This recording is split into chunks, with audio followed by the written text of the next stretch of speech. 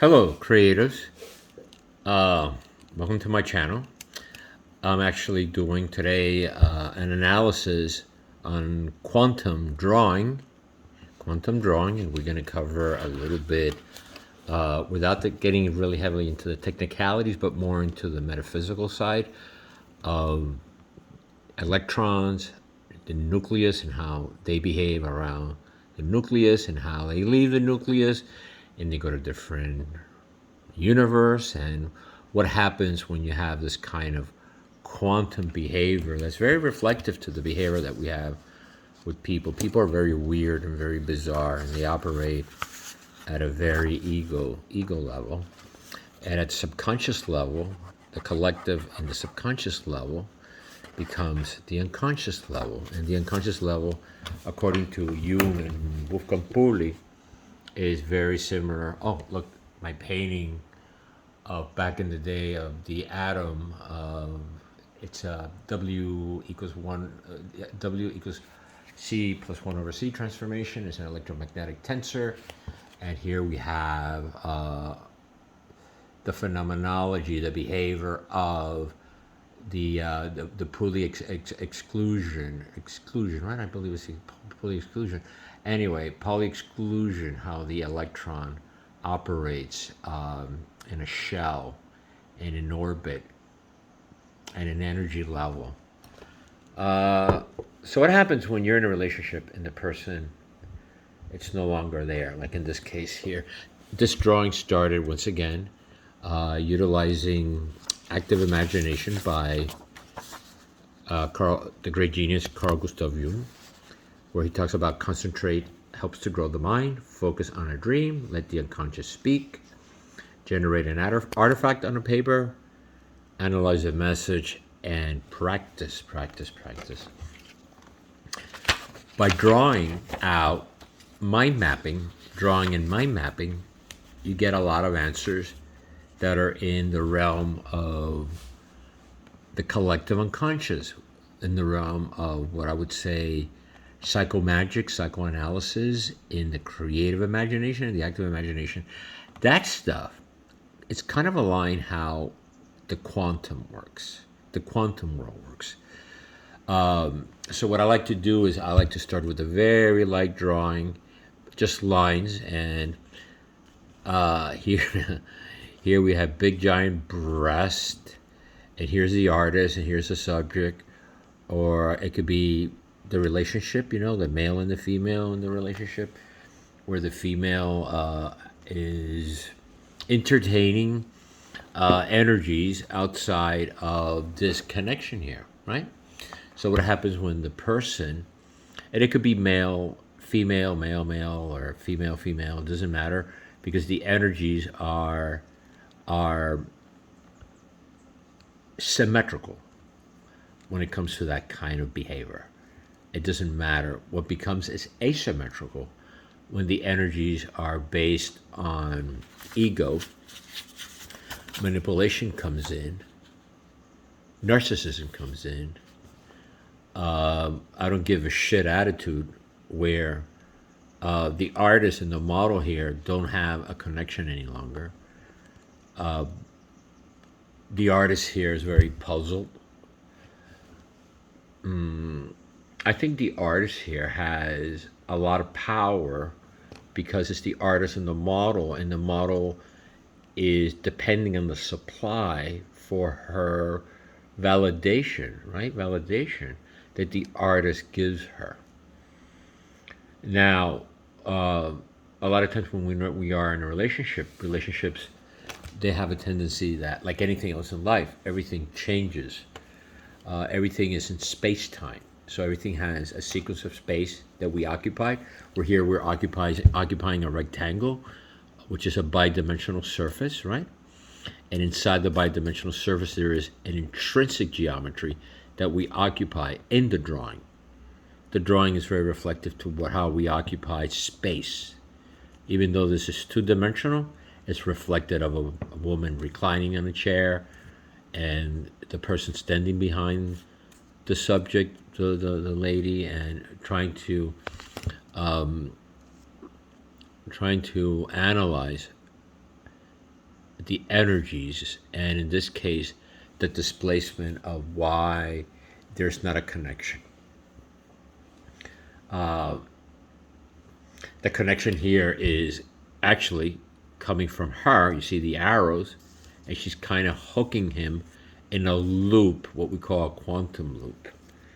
And a lot of times people, what they do is they know that this subject, I'm not going to say it's love, but this is the muse. There's a lot of sexual energies. There might be sexual addictions here with the muse. It happens a lot with artists like Picasso and Modigliani and Francis Bacon, where the models were always very passionate and they had an addiction with the muse. That's why they become the muse. There's a philosopher, Albert Camus, said, I don't care if my wife dies, but I'll be destroyed if my mistress dies. So a lot of times the third party becomes more important than the partnership, because you know that the partnership is stable. It's unconditional love, or something that you can depend on. You take it for granted. But the muse is something that comes and goes. It's an inspiration. It's a feeling. It's an imaginary reality, like the painting. This is called the imaginary world of the unit circle.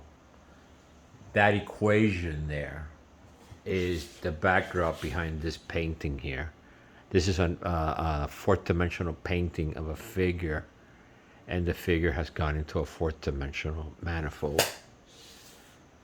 I did this painting, a different artist did this painting, but we share the same mathematics, the same structure of the frame.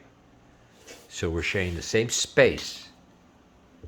The artist, back in the day when I was working with this artist, we were sharing the same space. We had a different viewpoint on beliefs and behavior. And that's why we had a falling out.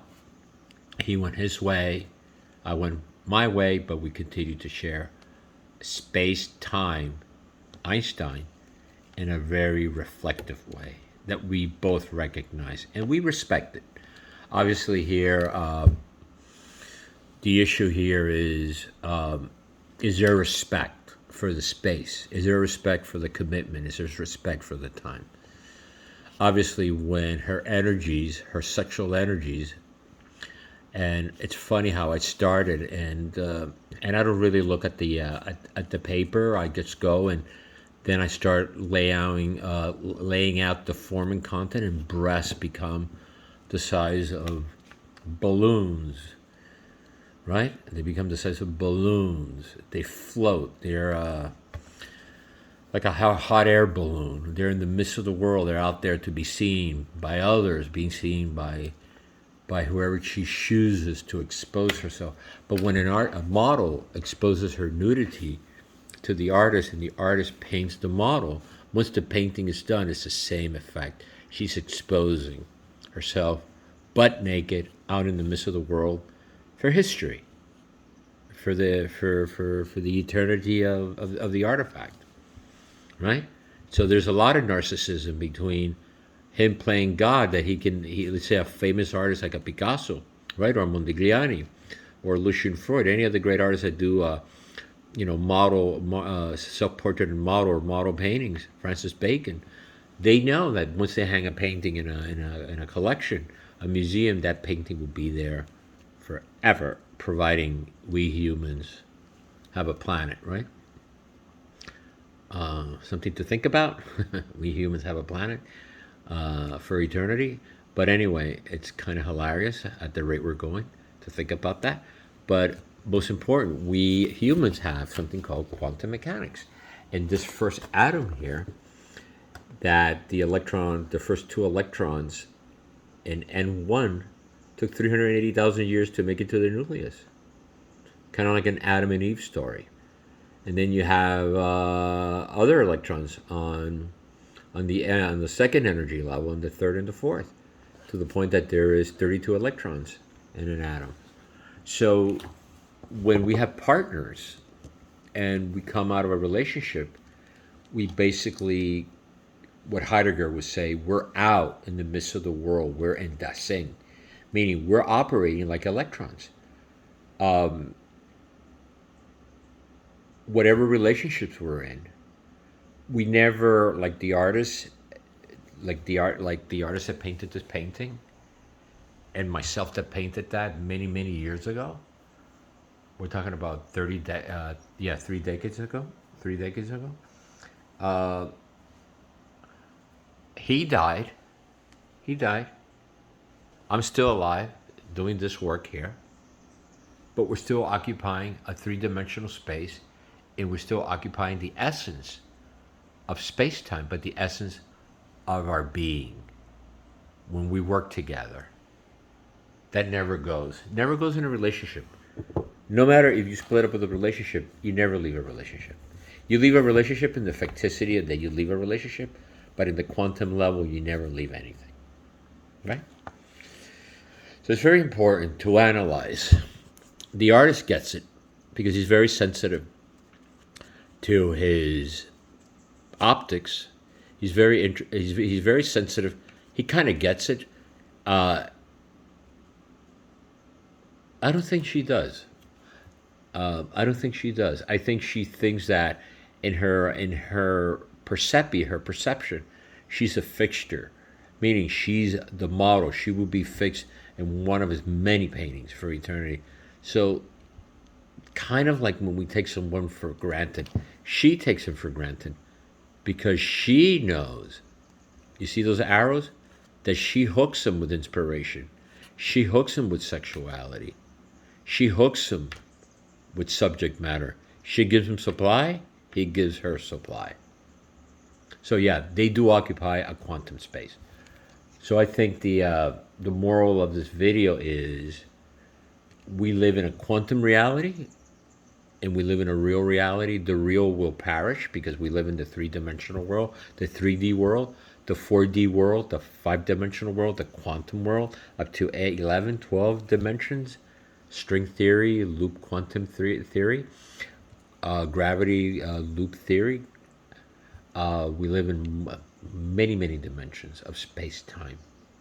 Thank you for watching.